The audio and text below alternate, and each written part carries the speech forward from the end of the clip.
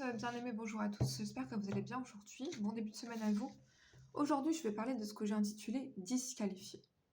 Le risque d'être disqualifié. Gloire à Dieu. Nous avons aujourd'hui donc 2 Rois chapitre 10 et je vais parler de Jéhu.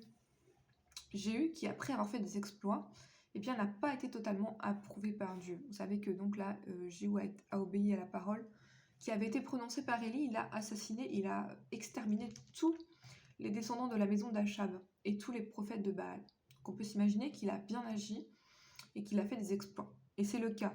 Cependant, eh bien, Jéhu a failli à la fin de son règne et quelque chose nous est révélé le concernant au verset, donc on est dans 2 Rois chapitre 10 aujourd'hui, au verset 28. C'est un détail qui est vraiment, qui mérite la peine qu'on s'y attarde. Sur Jéhu. La Bible dit, Jéhu extermina Baal du milieu d'Israël, mais il ne se détourna pas des péchés de Jéroboam, fils de Nébat, qui avait fait pécher Israël. Il n'abandonna pas les veaux d'or qui étaient à Bethel et à Dan.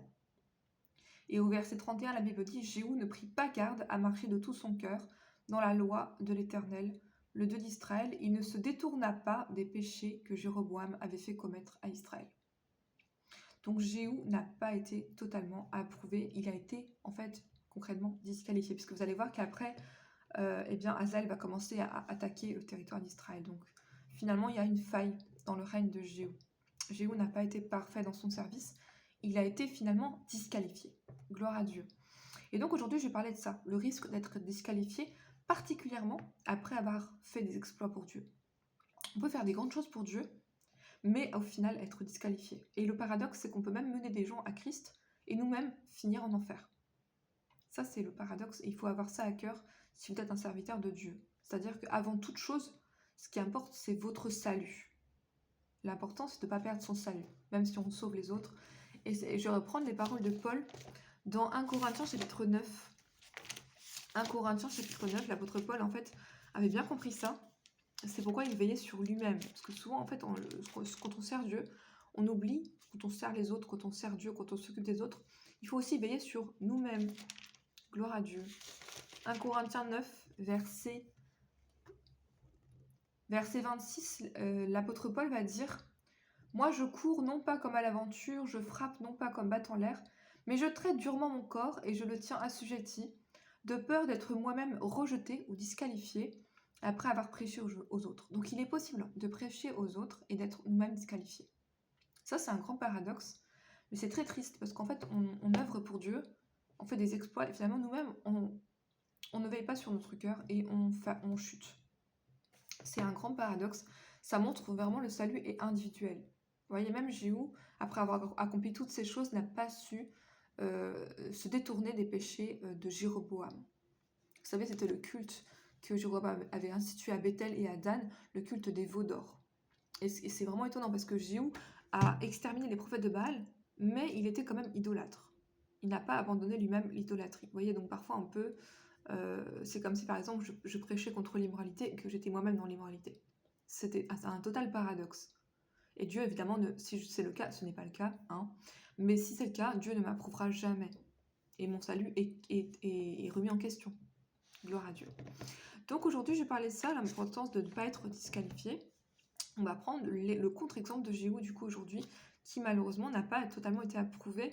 Jéhu n'a pas totalement été approuvé. Je vais prendre également le cas d'Élie.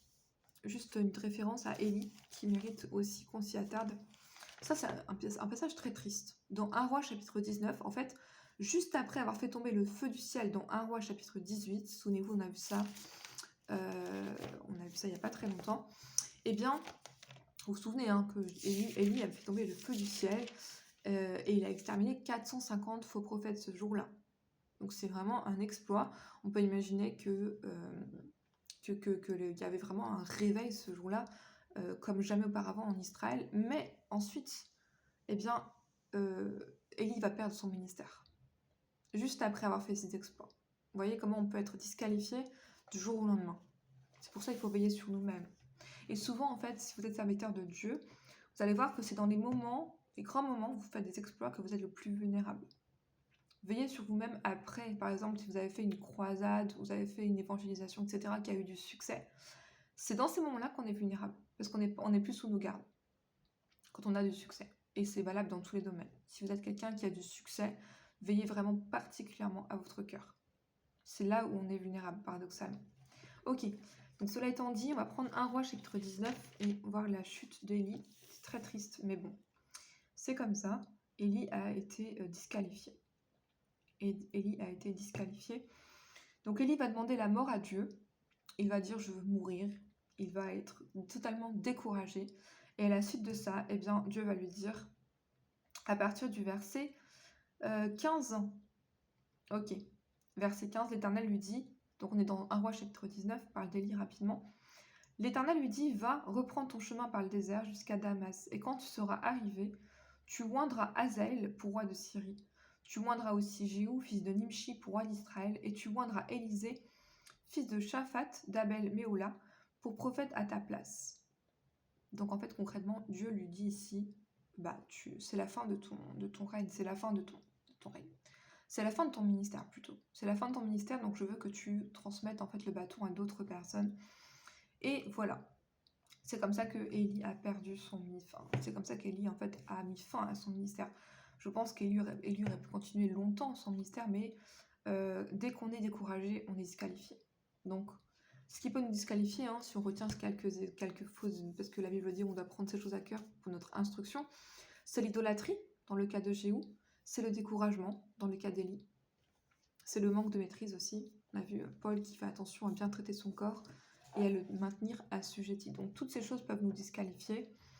Et il y a une 4e chose que j'aimerais aussi que vous compreniez qui peut nous disqualifier, c'est la violence. Quand on fait notre ministère avec violence et avec cruauté. Alors, je vais conclure avec ça aujourd'hui. Il faut savoir que Jéhu a outrepassé sa mission. Qu'est-ce que je veux dire par là? En fait, Jéhu était, bon, il était très violent déjà à la base. Hein. Il était décrit comme un fou, mais il a tué beaucoup plus de personnes que Dieu lui avait commandé de tuer.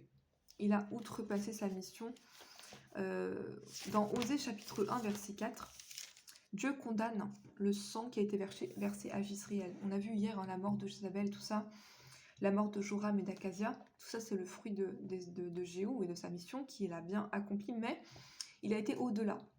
Il a tué d'autres personnes que Dieu ne lui avait pas demandé de tuer.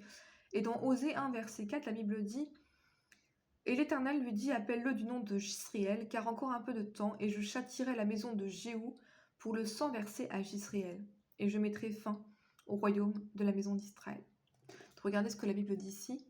À cause du sang versé à Jisraël. Donc il y a du sang qui a été versé par Jéhu que Dieu n'a pas approuvé. Et nous sommes dans 2 Rois chapitre 10 aujourd'hui. Je vais prendre un exemple ici de sang versé par Jéhu.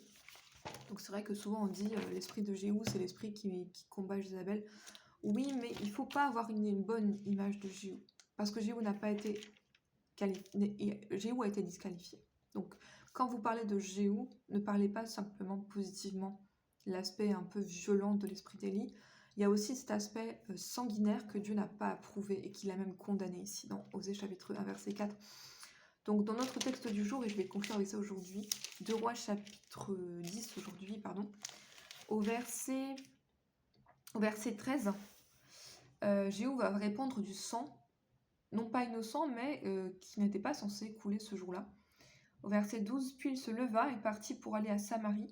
Arrivé à une maison de réunion des bergers sur le chemin, Jéhu trouva des frères d'Akazia, roi de Juda, et il dit « Qui êtes-vous » Ils répondirent « Nous sommes les frères d'Akazia, et nous descendons pour saluer les fils du roi et les fils de la reine. » Jéhu dit « Saisissez-les vivants », et ils les saisirent vivants, et les égorgèrent au nombre de 42 à la citerne de la maison de réunion. Donc ici on a 42 morts pour rien. Ils ont été tués gratuitement. Ici, Dieu n'avait pas du tout dit à Jéhu de tuer les frères d'Akazia. Vous voyez, c'est ça aussi il faut vraiment s'attarder sur les détails quand on lit la Bible. Et là, on voit vraiment le caractère sanguinaire de Jéhu, que Dieu n'a pas approuvé. Gloire à Dieu.